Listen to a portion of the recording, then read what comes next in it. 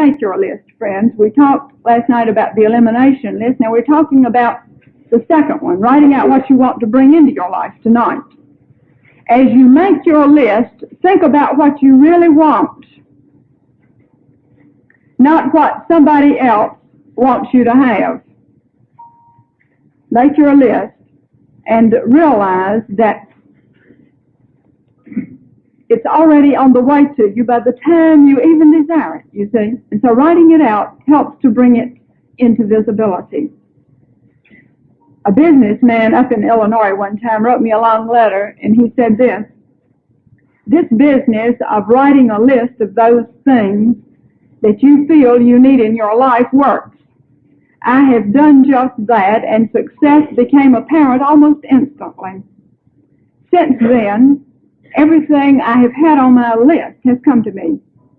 Some of the items were tremendous things, such as an early retirement so that I might become a public speaker.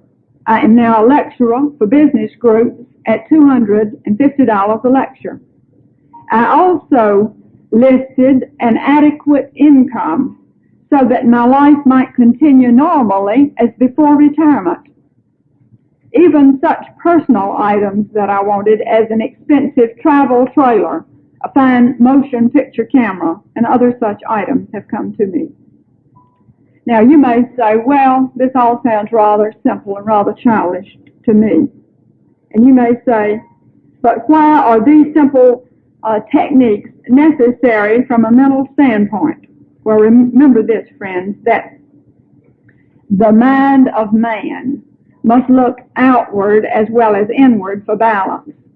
The mind is the blending area of one's thoughts and feelings, and you must balance the inner with the outer.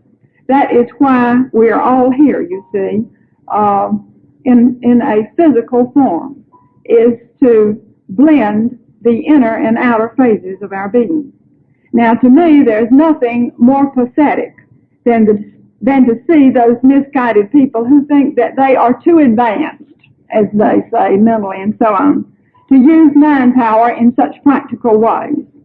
Now, again, such people can often give you a lot of high-flung theory, but often such people become confused. They suffer all kinds of needless problems because they aren't balanced. They aren't doing any of these simple things to externalize that mind power, to release it as results and balance in their world. And so dare to do the simple things that lead to prosperity. Make your list of what you really want, not what somebody else thinks you should have. And as you make your list, dare to please only yourself. There is a mystic saying that I like to use and like to think about when I make my list. And the mystic saying is this: the highest is the nearest. The highest good is the nearest good. So do not compromise as you make your list. And don't list what somebody else around you thinks you can have or that you should settle for. But let this be a very private thing that you do. And then keep your list private, friends. Keep it a secret even, because it is in this way that you express constructively rather than suppressing destructively your desires for greater good, which are from the universe. Now, the interesting thing about this list making is this: the very act of list making clears your mind and clears your life. It resolves things for you. For instance, recently I made a list of 3 things that I thought I wanted to experience in my life within a 6-month period.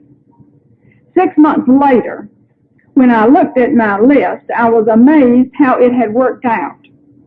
The first item on my list had come to pass. It was by far the most important one. The second item had not come to pass, and events indicated that the answer to that desire was no for the time being.